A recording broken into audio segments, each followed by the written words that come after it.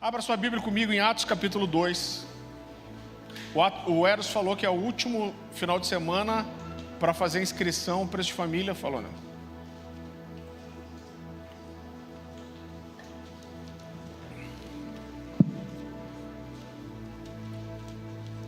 Pessoal, eu estou há 3 semanas falando da cultura da mesa, e essa mensagem não deixa de complementar as outras. Atos capítulo 2, versículo 42. A palavra do Senhor diz assim: eles se dedicavam ao ensino dos apóstolos e à comunhão, ao partir do pão e às orações. Todos estavam cheios de temor e muitas maravilhas e sinais eram feitos pelos apóstolos. Todos os que criam mantinham-se unidos e tinham tudo em comum. Vendendo as suas propriedades e bens, distribuíam a cada um conforme a sua necessidade. Todos os dias continuavam a reunir-se no pátio do templo, partiam o pão em suas casas e juntos participavam das refeições com alegria e sinceridade de coração, louvando a Deus e tendo a simpatia do povo. E o Senhor lhes acrescentava todos os dias os que iam sendo salvos. Queridos, a gente tem falado que uma das coisas que eu acredito mais importantes que o Senhor quer nos mostrar nessa próxima estação, nos próximos anos, é exatamente qual é o sentido bíblico de igreja. O Senhor está nos levando a voltar a algumas coisas básicas, elementares, né? Então, quando eu olho para as Escrituras, eu vejo que um pouco antes de Jesus consumar a sua obra na cruz, ele vinha através de vários discursos, dando indícios para os discípulos daquilo que ele queria construir com eles. Então eu quero que você vá comigo para o Evangelho de João, capítulo 2.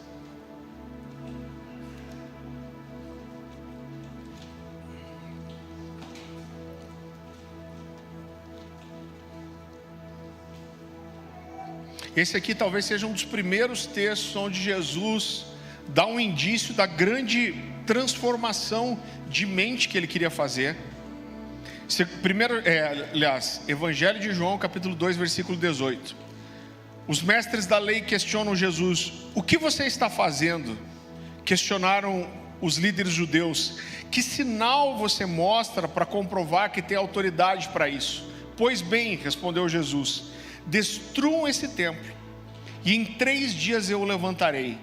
Eles disseram: foram necessários 46 anos para construir esse templo, e você o reconstruirá em 3 dias.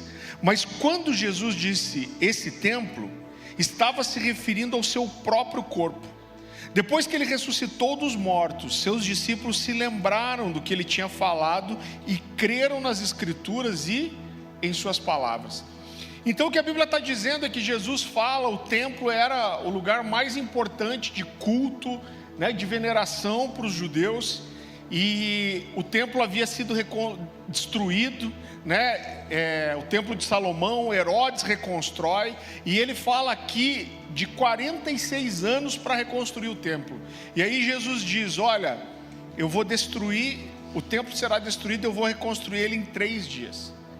E é muito interessante, porque a Bíblia diz que os discípulos só foram entender isso depois que Jesus ressuscitou, porque ele é morto, ele fica 3 dias morto e ressuscita. Então Jesus fala aqui de reconstruir uma coisa. O que era essa coisa?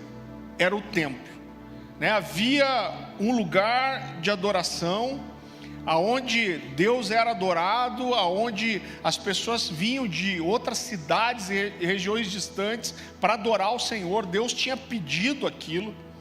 Mas a primeira coisa que Jesus quer mudar é justamente esse conceito de templo. E vamos entender como templo o lugar que Deus escolheu para se manifestar. Em Efésios, Paulo vai ampliar um pouco mais esse conceito. Eu quero que você vá comigo para Efésios capítulo 2, versículo 19.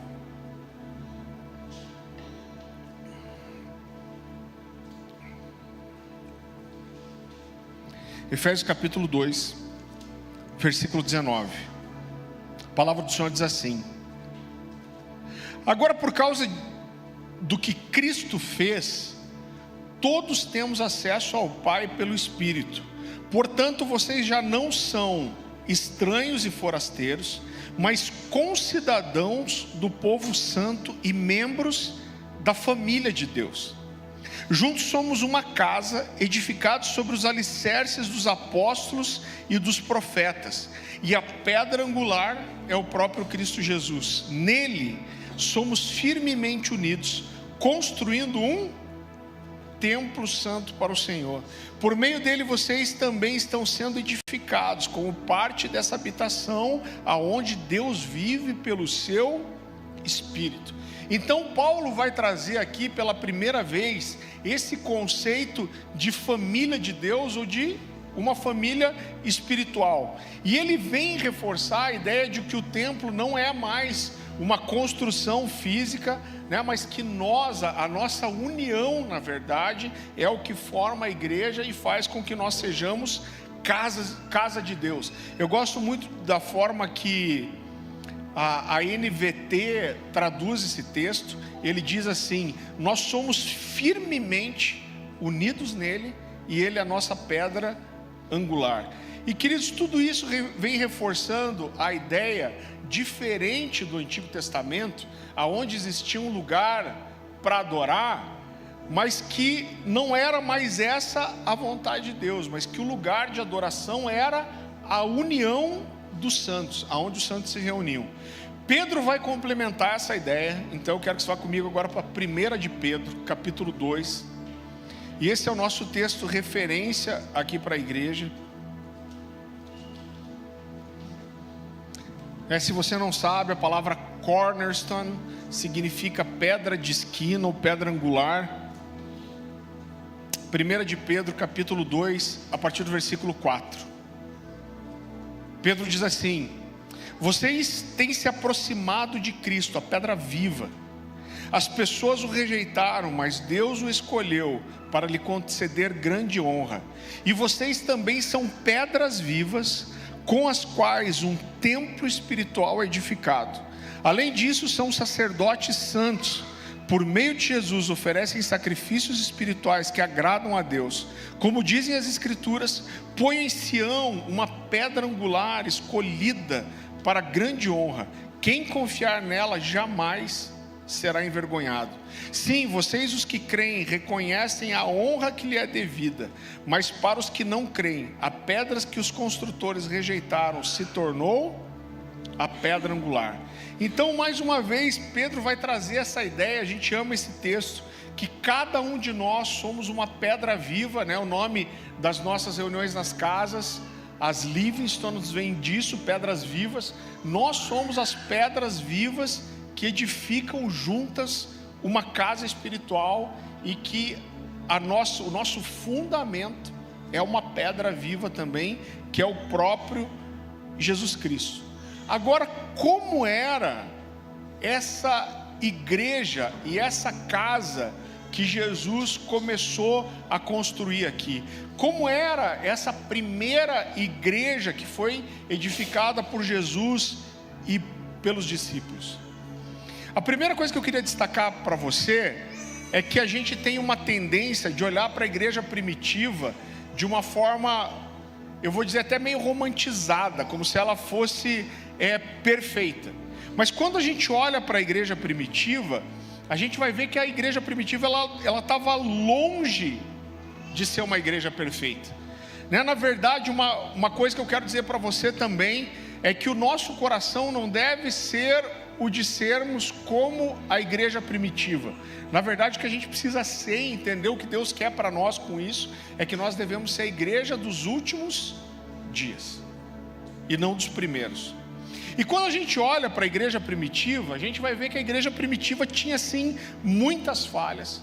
A igreja primitiva era uma igreja que já começou cheia de divisões entre os samaritanos e os judeus mais ortodoxos. A igreja primitiva era uma igreja que os judeus tentavam trazer uma religiosidade muito grande, implantar o judaísmo dentro da igreja, né? A igreja primitiva é uma igreja que levou mais de 10 anos para entender a grande comissão, porque a gente olha depois de 11, e não existe uma data exata, mas entre 11 e 13 anos, os cristãos não tinham saído de Jerusalém, gente. O primeiro lugar que muitos gentios começaram a se converter foi em Antioquia. E o que é o pior disso? Ninguém sabe nem quem pregou em Antioquia, mas não foram os apóstolos, né? Então isso é uma vergonha para a igreja primitiva. Jesus chama para eles, fala: eu vou revestir vocês com o poder do Espírito Santo, e vocês serão minhas testemunhas em Jerusalém, Judéia, Samaria e até os confins da terra. Mas a verdade é que passou mais de 10 anos e os caras não saíram de Jerusalém. Então era uma igreja cheia de rivalidade, heresias. Mesmo depois que a igreja sai, quando a gente olha a igreja no meio dos gentios, cheia de moralidade, né? Paulo vai dizer: olha, eu vejo entre vocês, os coríntios, imoralidade tal que eu não vi entre os ímpios. Então a igreja primitiva era uma igreja que tinha sim problemas. Agora, por outro lado, a gente olha para essa igreja, a gente não pode deixar de reconhecer que essa igreja nasceu de um avivamento. Essa igreja nasceu de um derramamento do Espírito. Essa igreja nasceu no poder de Deus. E mesmo com tantas falhas, ela foi uma igreja vitoriosa, que caminhava em poder e que transformou o mundo à sua volta. E a gente só está aqui hoje porque a igreja começou lá 2000 anos atrás. Então agora eu olho para isso e apesar de entender que a gente não deve querer ser a igreja primitiva, mas sim a igreja dos últimos dias, o que a gente pode entender com essa igreja? O que a gente pode aprender de positivo com essa igreja? Eu acho que nas 3 mensagens sobre a cultura da mesa, eu disse que Atos 2 é um resumo de como a igreja nasceu, cresceu, se desenvolveu e se moveu. E quando a gente olha para isso, a gente vê 4 coisas muito elementares que eram a base dessa igreja. Então Lucas vai dizer que eles se dedicavam ao ensino dos apóstolos. Essa era uma igreja que aprendia. Em segundo lugar, ele vai falar de se dedicavam à comunhão, ao partir do pão, às refeições. Então essa era uma igreja que tinha relacionamentos profundos e verdadeiros. Em terceiro lugar, ele diz que ela era uma igreja que orava. Esses caras oravam juntos e oravam muito. E em quarto e último lugar, essa era uma igreja que se reunia para adorar.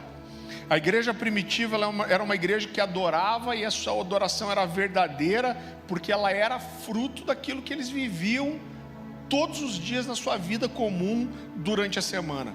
E eu gostaria de falar um pouquinho agora sobre cada uma dessas coisas. Então no versículo 2, Lucas vai dizer: eles se dedicavam ao ensino dos apóstolos. Ela era uma igreja que aprendia. Agora presta atenção no que eu vou falar para você.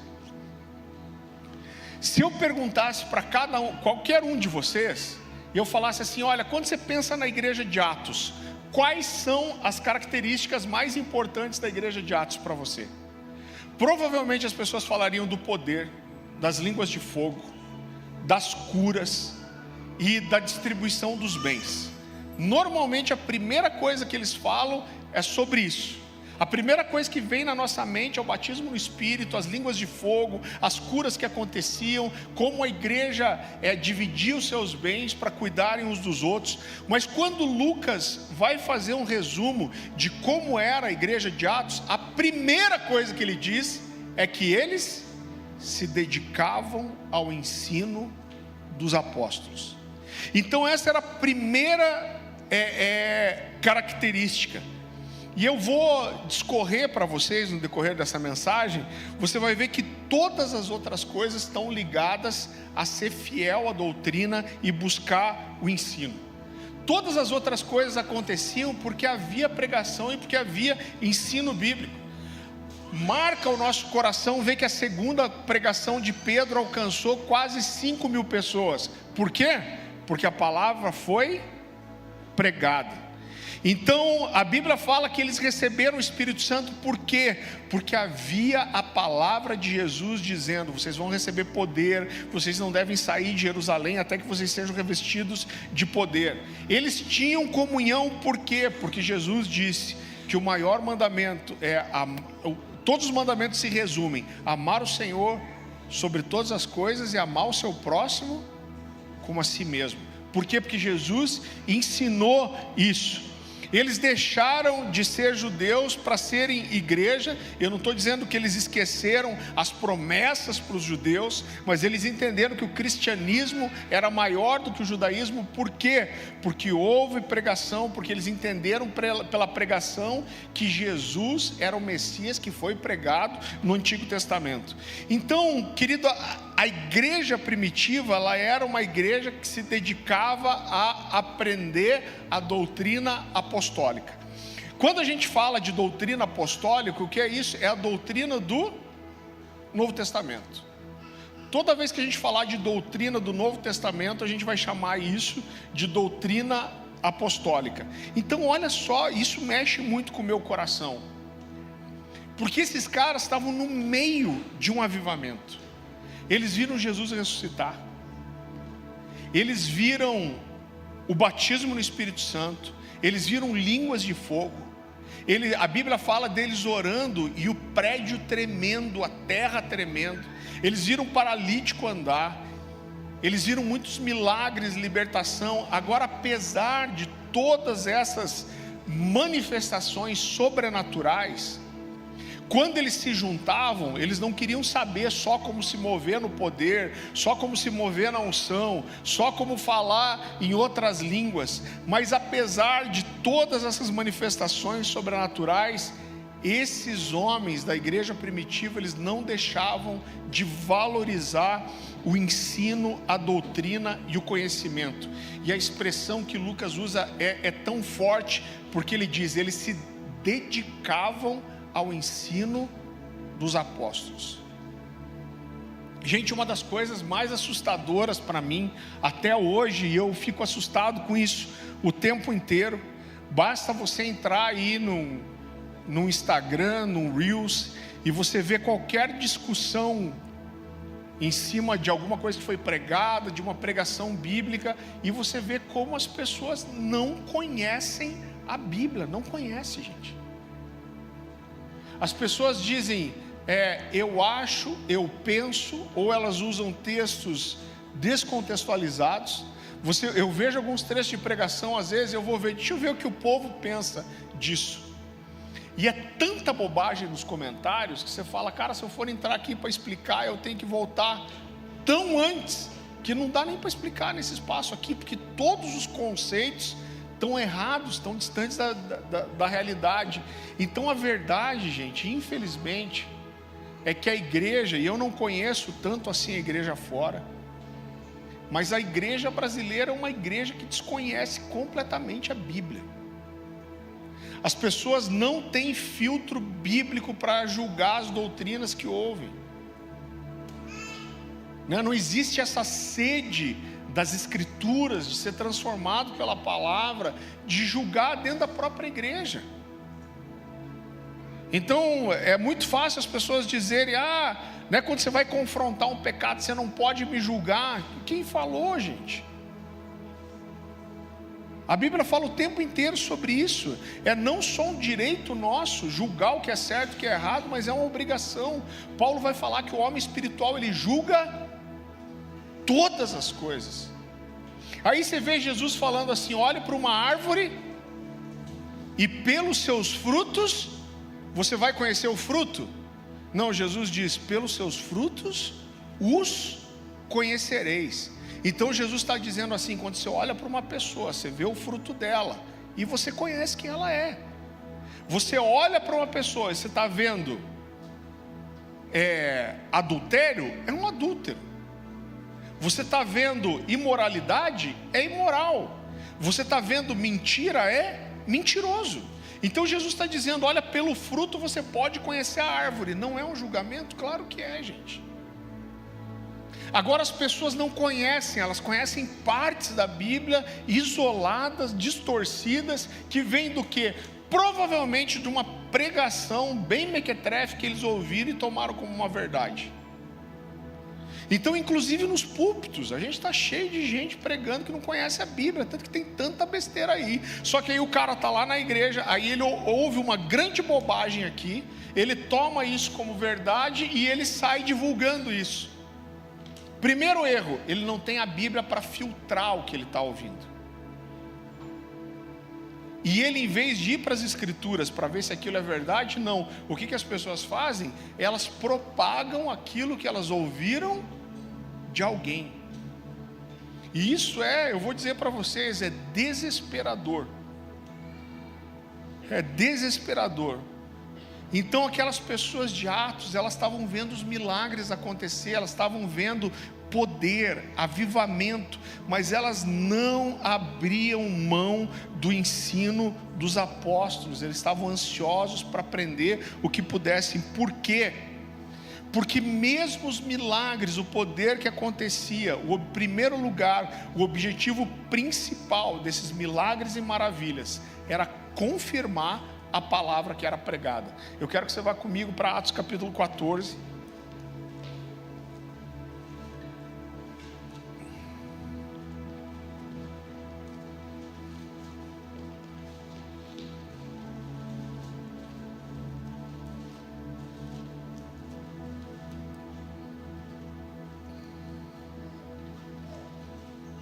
Então olha o que diz, aqui está falando sobre como a igreja se movia. Atos capítulo 14, versículo 3.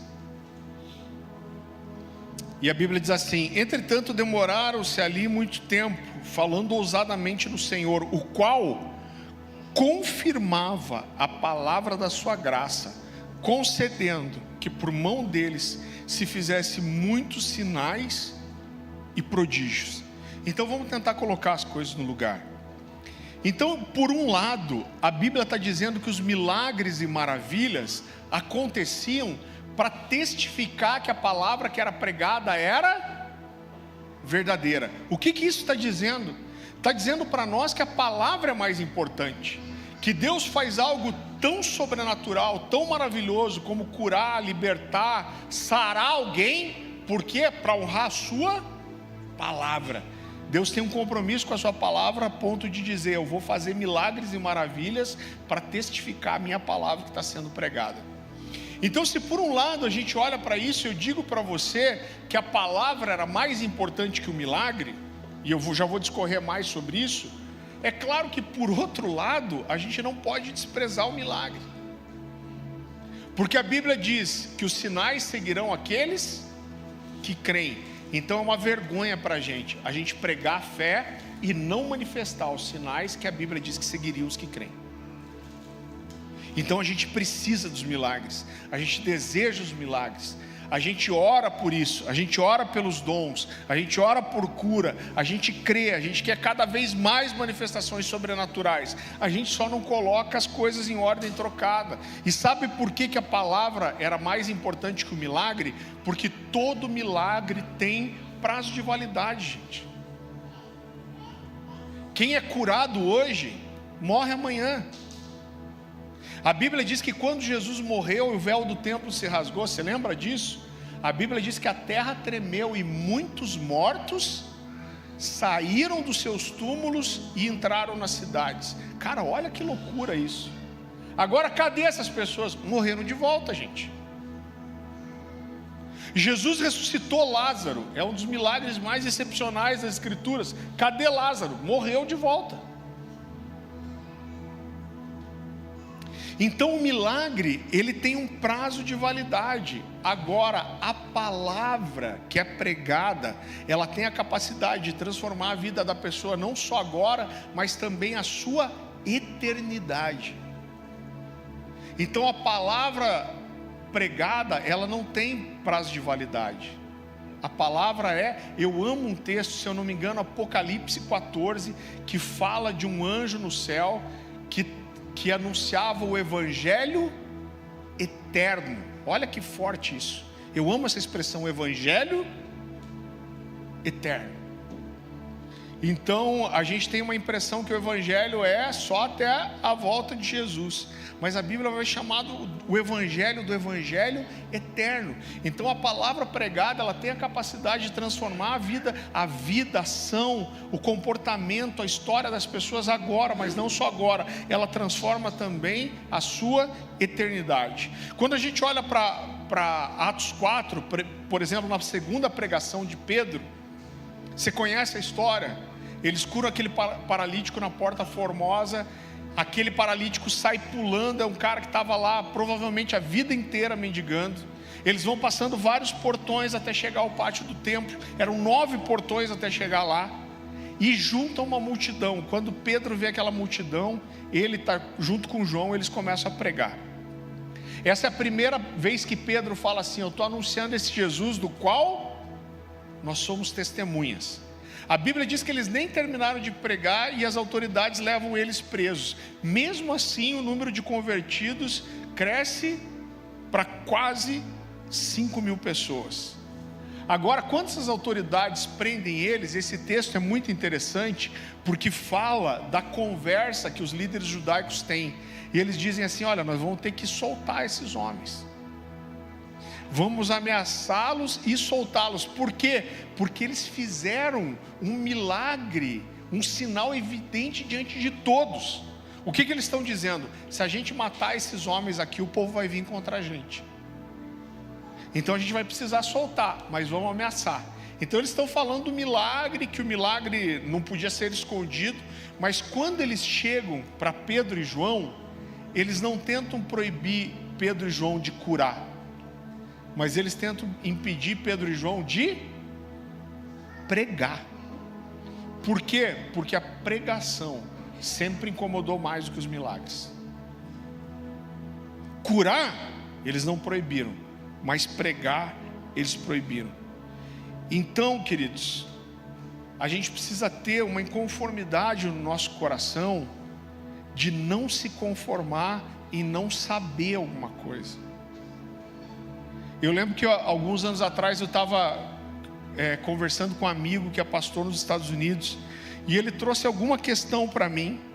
Esse cara inclusive era pastor lá na Bethel, foi ordenado lá, e ele trouxe alguma coisa bíblica, e eu falei com ele. Ele falou assim: Farley, como que você conhece tanta coisa? Eu falei: cara, eu nasci na igreja, como que eu não vou saber? E ele falou assim: não, mas eu nasci na igreja também, não sei não. Foi a primeira vez que eu pensei sobre isso. Eu falei: cara, eu acho que sempre existiu uma indignação no meu coração por não conhecer alguma coisa. Eu falei: eu não me conformo em não conhecer. Toda vez que aparece alguma coisa que eu não conheço, eu preciso ir fuçar isso para descobrir. Essa é a minha responsabilidade. Eu tô lendo a Bíblia de volta, a Bíblia na ordem cronológica. E essa semana eu estava falando para Dani, eu li pela primeira vez que a Bíblia fala da mãe de Davi. Tem um texto falando que quando Saul começa a perseguir Davi, ele leva seu pai e sua mãe para ficarem escondidos em um lugar. Eu falei: cara, eu nunca ouvi falar da mãe de Davi. Eu não sei se você sabe, mas existe uma discussão da possibilidade de Davi ser um filho bastardo. Então a gente não tem prova nenhuma disso, mas parecem haver indícios. O que eu fiz? Eu dobrei a página da Bíblia, continuei minha leitura. Aí a Louise, minha filhinha menor, chegou: pai, você dobra a Bíblia? Eu falei: filha, o pai dobrou, porque eu li uma coisa aqui que eu nunca tinha prestado atenção, e eu preciso estudar sobre isso depois. Então, irmão, nunca tinha prestado atenção nisso. O que eu vou fazer? Eu vou nos comentários bíblicos para ver o que os estudiosos falam sobre isso, porque eu nunca tinha percebido a Bíblia falando da mãe de Davi. Por quê? Porque existe uma indignação no meu coração quando eu percebo alguma coisa que eu não sei, porque a minha responsabilidade diante de Deus é ser um obreiro aprovado, que maneja bem a palavra da verdade e não tem do que se envergonhar. Então o que a Bíblia está dizendo? Que se você se diz um cristão e você não sabe manejar a palavra, isso é uma vergonha para você diante de Deus. Em segundo lugar, Lucas vai dizer que eles se dedicavam à comunhão e ao partir do pão. Eu não vou me aprofundar, porque a gente ficou 3 semanas falando só disso, mas essa era uma igreja que tinha relacionamentos profundos, né? Era uma igreja que partia o pão, que tinha comunhão, que estavam nas casas uns dos outros. Esses dias eu vi, eu acho que foi John Stott falando, um vídeo antigo dele, e ele dizia assim: olha, tem um monte de gente desigrejada agora, e ele diz assim: olha, não, mas eu sou igreja. E ele dizia: isso é uma bobagem, porque ninguém é igreja sozinho. Eu não sou igreja, nós somos. A palavra igreja, que é a eclésia no grego, fala de uma assembleia. Igreja é assembleia. Como que eu vou ser igreja sozinho, gente? A igreja é a comunhão dos santos. Então eu preciso estar na mesa, eu preciso ter relacionamentos profundos, eu preciso de pessoas que conheçam a minha vida o suficiente para conseguir me confrontar, para apontar meu pecado, para dizer que eu estou errado, que me cobrem quando eu tiver um comportamento que não condiz com uma vida cristã. Eu preciso construir isso, e esse era um dos fundamentos dessa igreja. Em terceiro lugar, essa era uma igreja que se dedicava às orações. Então você vê inúmeras vezes em Atos, e você vê depois eles se juntando para orar. A Bíblia diz que quando Pedro e João são presos, e aí ameaçam eles, dizem que eles não podem pregar, a Bíblia diz que no momento que eles são soltos, isso está lá em Atos capítulo 4, lá mais ou menos a partir do versículo 20, fala que eles vão para uma casa onde os irmãos estavam reunidos. E o que eles fazem? Eles oram juntos. Primeiro eles contam, eles falam: gente, o negócio tal, o cerco está fechando, estão ameaçando a gente de morte, e a perseguição vai vir. Aí a Bíblia diz que eles oram. E veja bem, o que eles oram? Eles oram: Senhor, olha para a ameaça deles e concede aos teus servos a ousadia de continuar pregando a sua palavra corajosamente. A Bíblia diz que naquele momento eles foram cheios do Espírito Santo de volta, e a Bíblia diz que a casa onde eles estavam tremeu, e eles saíram e pregaram com ousadia. Então essa era uma igreja que orava, e esses caras oravam muito juntos. Eu tenho uma série de versículos para falar sobre isso, mas pelo horário eu vou preferir correr. À noite a gente sempre consegue pregar com mais calma, você pode assistir durante a semana.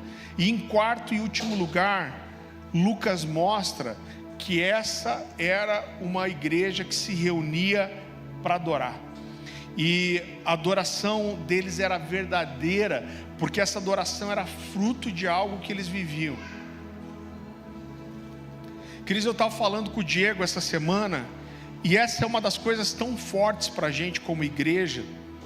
E a gente tem tanta gente chegando na igreja sempre, e como eu acho que eu falei nos outros cultos, de dezembro para cá, somando, né, os 2 cultos da manhã e da noite, a gente teve um aumento de frequência de umas 100 pessoas.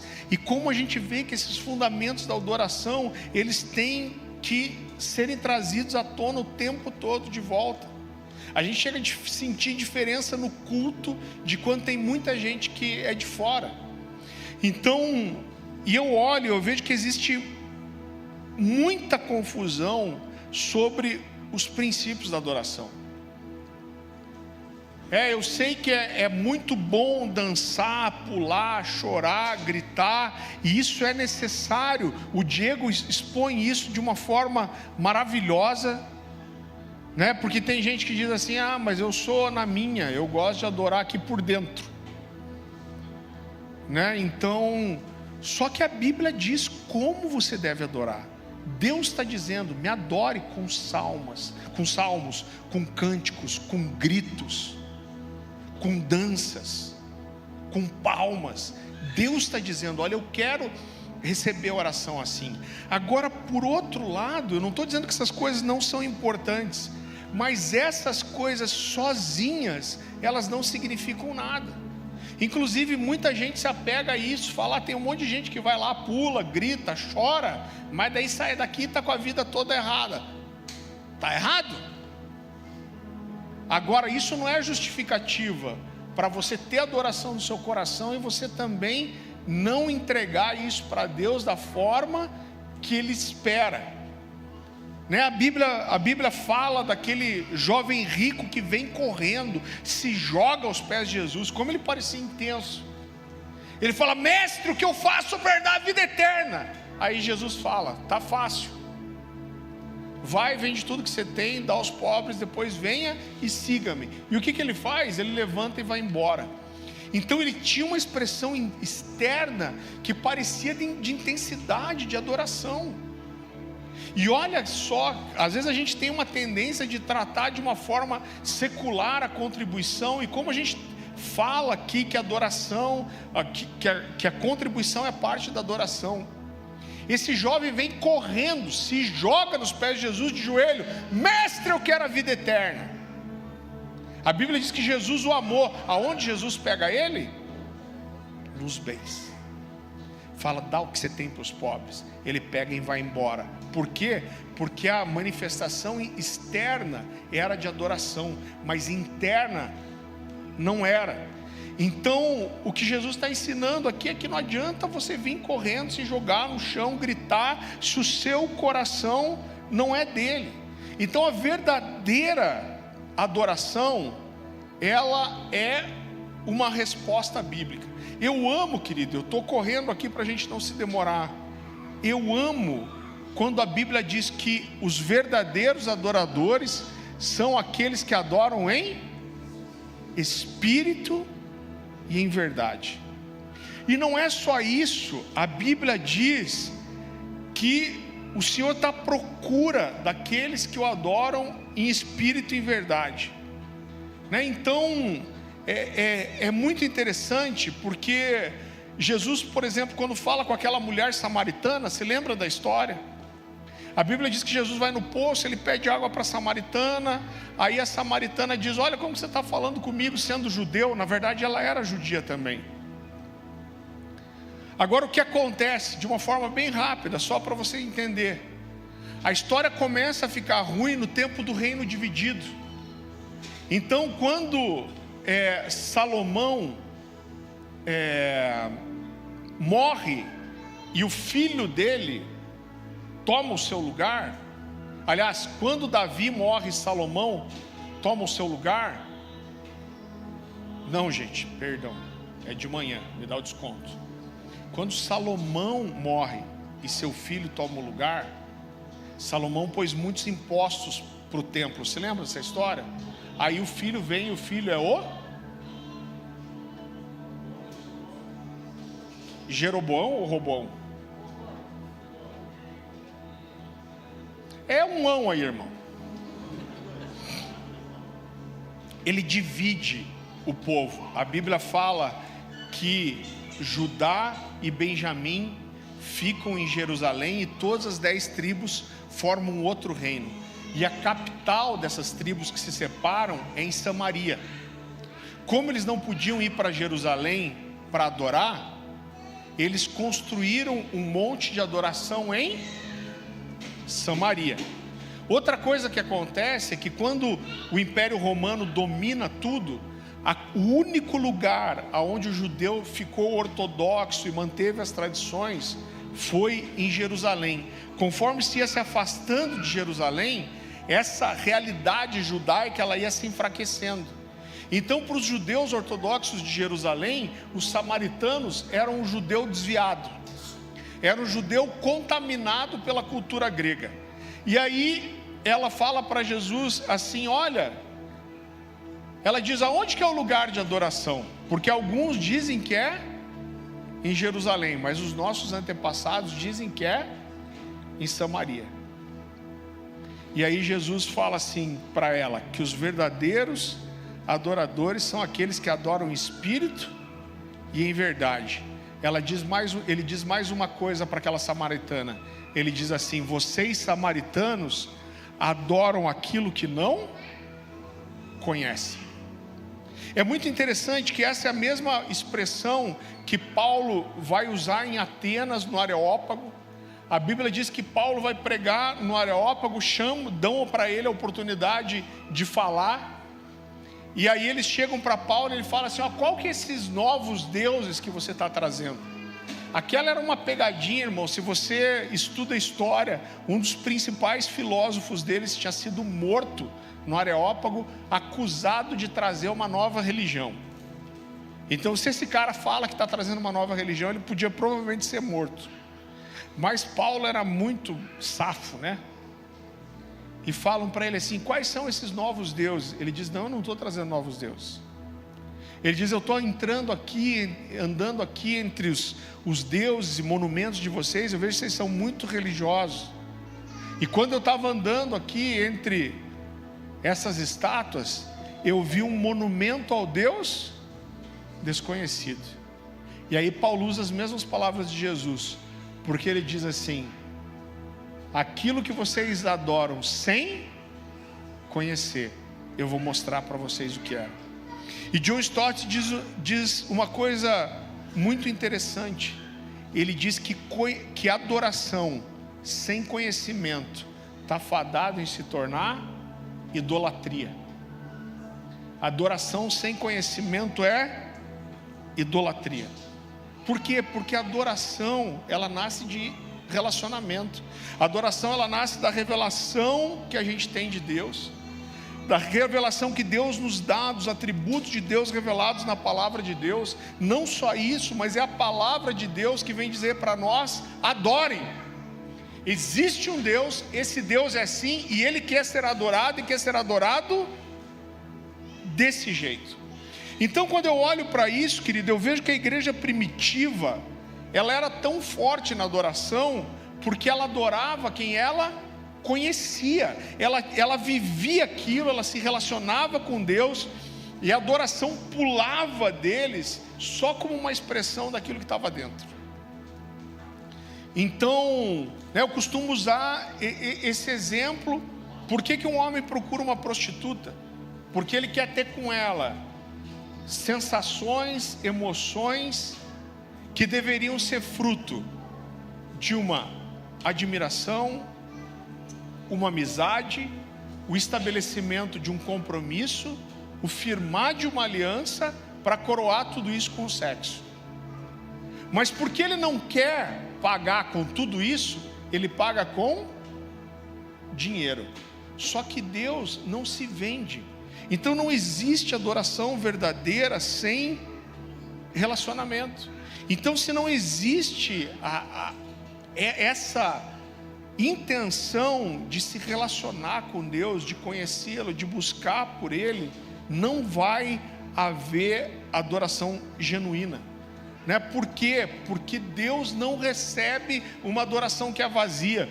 Existe um texto para mim que exemplifica muito bem isso. Dois textos na verdade.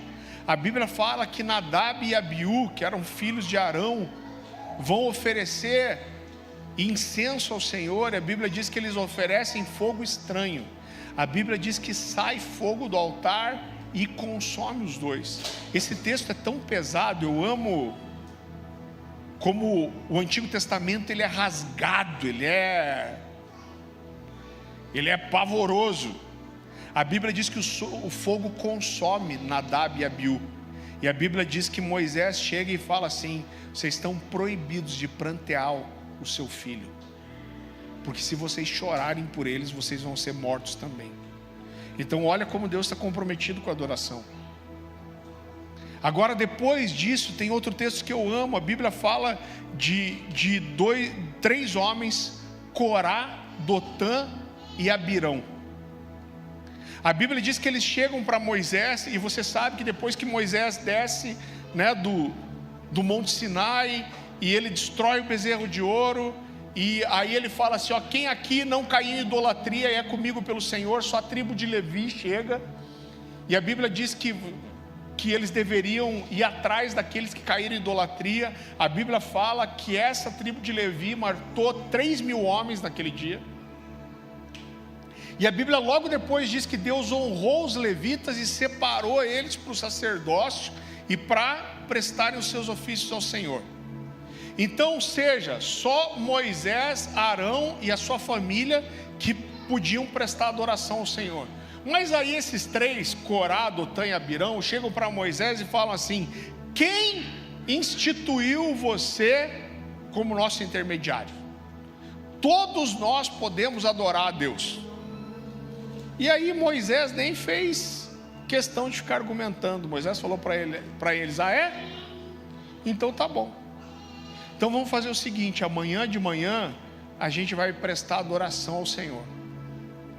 Eu vou adorar e vocês adoram também. E vamos ver quem que Deus vai responder. A Bíblia diz que Corá, Dotã e Abirão conseguiram reunir 250 pessoas com incensários de ouro. Você entende que incensário de ouro está falando de uma honra, de querer oferecer o melhor, fazer uma coisa com excelência. A Bíblia diz que eles vão prestar adoração ao Senhor. De um lado Moisés e do outro Corá, Dotã e Abirão com os 250 incensários. A Bíblia diz que a terra se abriu. E a Bíblia diz que a Corá e a sua família desceram vivos para o abismo. Olha que texto cabuloso. A Bíblia, imagina o desespero disso. Foi neguinho correndo para tudo quanto é lado. A Bíblia diz que o fogo saiu do buraco que abriu no chão e matou essas pessoas a ponto de derreter os incensários. Sabe o que significa isso? Significa que Deus não se impressiona com a fumaça que você faz fora, se dentro é vazio, irmão. Deus não se impressiona com fumaça de incenso que não cheira nada, ou que cheira mal. Olha o que Jesus falou sobre a adoração. Vá comigo para Mateus capítulo 15.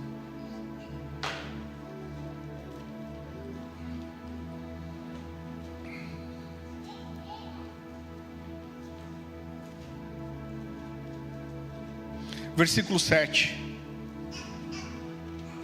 Jesus diz assim: hipócritas, Isaías tinha razão quando assim profetizou a seu respeito.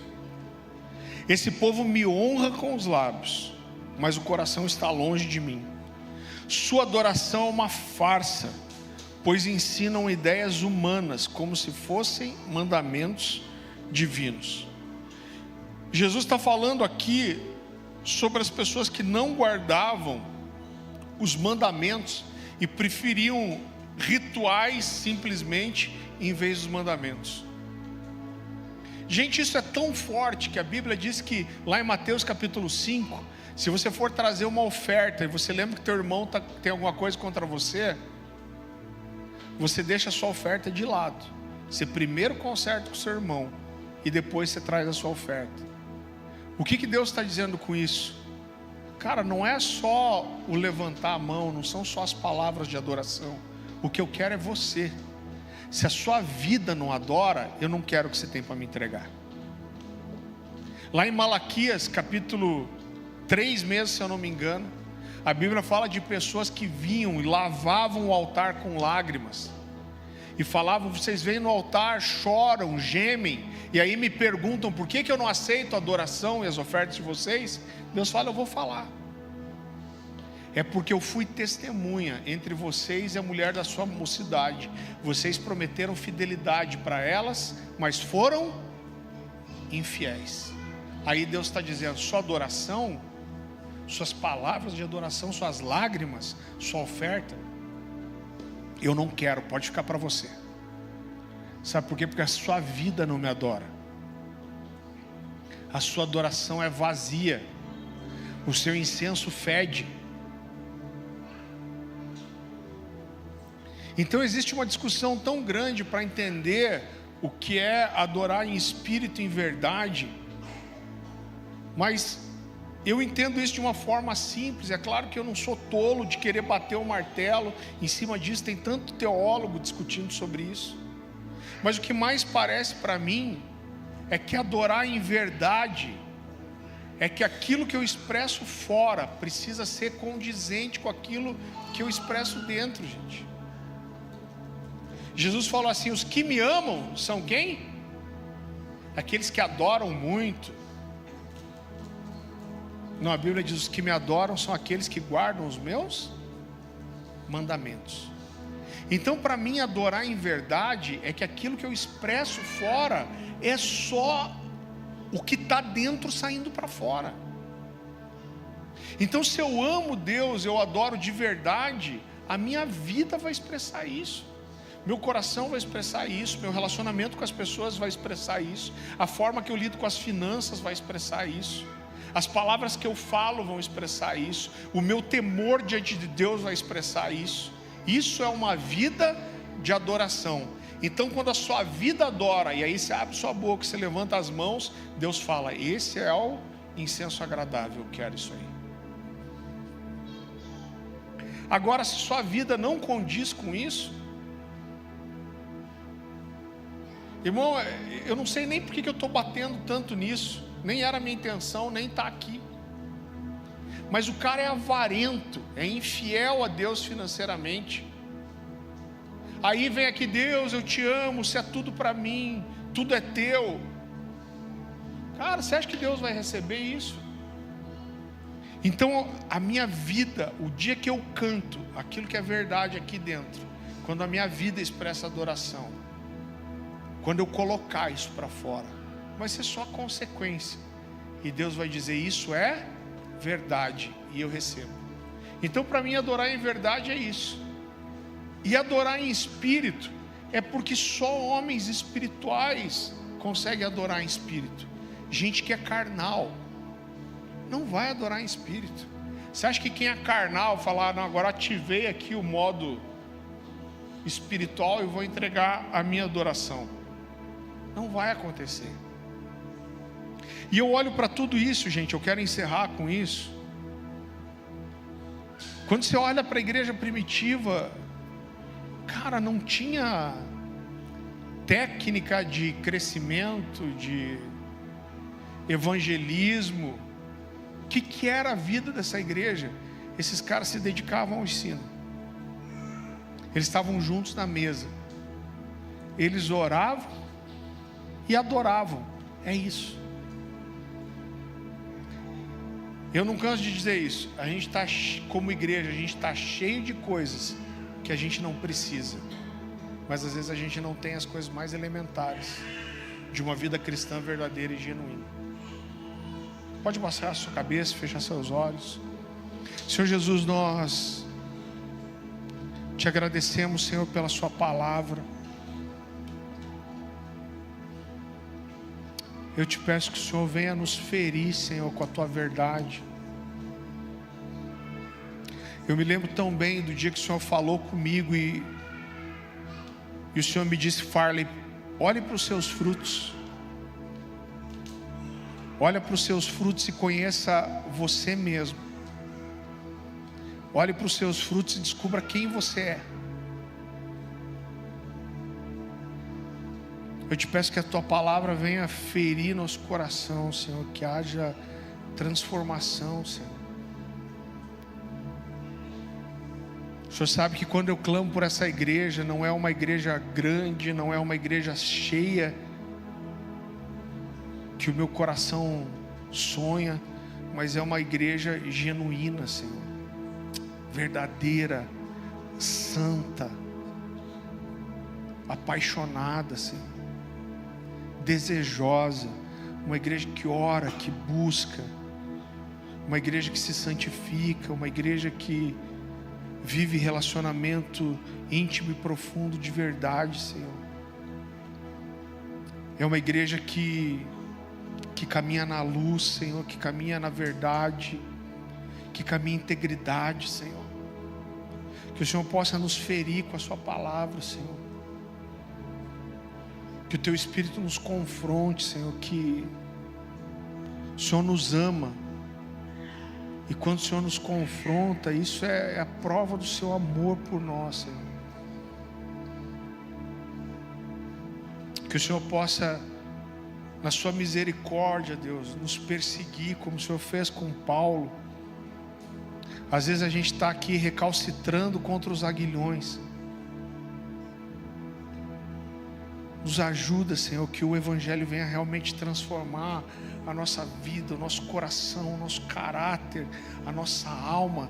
Nos dá esse lugar de integridade, de verdade, Deus.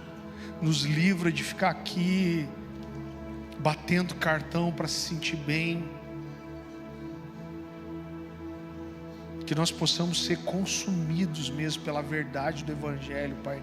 Confrontados, transformados, Senhor. E eu sei que isso vai transbordar em uma adoração genuína que te agrada, Senhor. Nos leva para esse lugar, eu clamo a tua misericórdia. Eu sou o primeiro a me colocar nesse lugar, Senhor. Nos leva para esse lugar, eu te peço, Senhor. Em nome de Jesus. Amém, gente? Não deixe de fazer sua inscrição. É o último dia para você pegar esse menos de 50% do valor que a gente está fazendo para fora. Vão ser dias especiais. As conferências One Cornerstone aqui são sempre inesquecíveis. Se você não viu o corredor, o café ali, o piso novo, dá uma passadinha. Amém? Deus te abençoe, que você tenha uma semana abençoada em nome de Jesus.